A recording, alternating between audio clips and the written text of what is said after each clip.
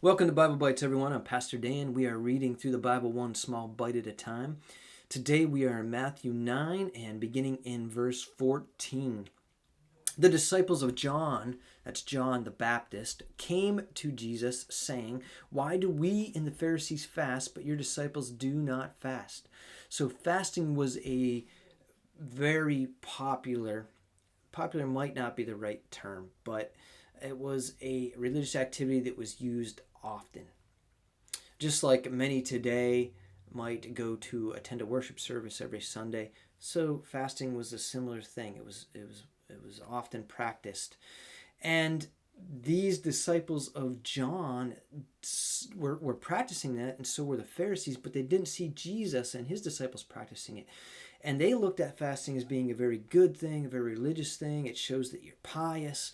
Why would Jesus and his disciples not be doing that? And so Jesus has to respond to that. And he says to them, "Can the wedding guests mourn as long as the bridegroom is with them?" Jesus is referring to himself as the bridegroom. And the wedding guests, of course, then are the disciples or Jesus followers. And kind of the question is about the appropriateness of this, right? So, would wedding guests fast at a wedding that's a celebration? Now, fasting in that day I think, was associated with mourning, like a sense of mourning. So you wouldn't do that at a celebration, right? You want to be celebratory. You want to be excited for the bridegroom, yeah? And so Jesus continues here, "The days will come when the bridegroom is taken away from them." That is his resurrection, well, his death, resurrection, his ascension into heaven. "And then they will fast." So there's going to be a greater appropriateness for fasting at that time. No one puts, so this is an illustration. Jesus gives two illustrations to help explain this to John's disciples.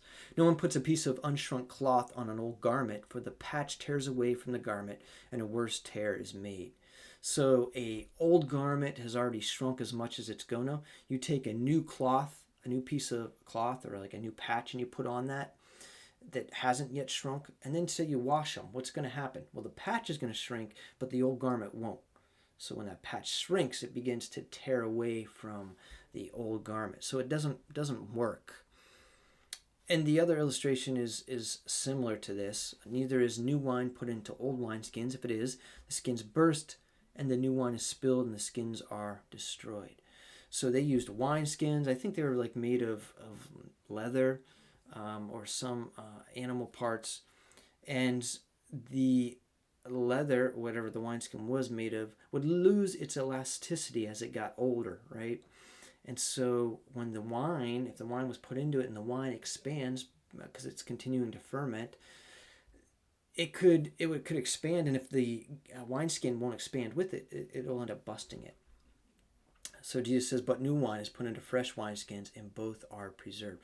So what is Jesus referring to here?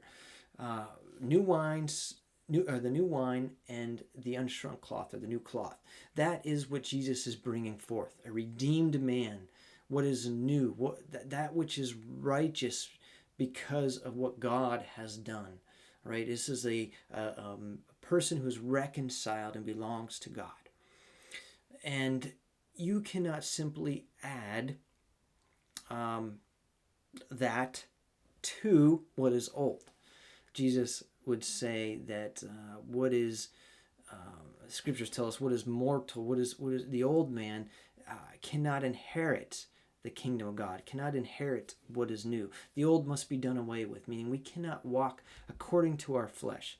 But we also know that we die, right? And this flesh doesn't inherit God's kingdom, but it's the new man. It's what God has brought forth that inherits the new. So this is, and Jesus is putting this in terms of even the religious activity, saying, you can't just add that to what is new. That doesn't make us holy. That doesn't make us righteous. What God has done, what Jesus is doing, what God has done through Jesus, that's what makes us holy. That's what makes us righteous. So it's not just adding religious activity. But that's not to say that there is an appropriateness to some of the religious activities, such as fasting. So that was how Jesus responded to John's followers when they approached him about this. hopefully that helps you in your understanding as well, because we can think about that in terms of what it means for us today also. All right, we will catch up with you in our next video. See you then.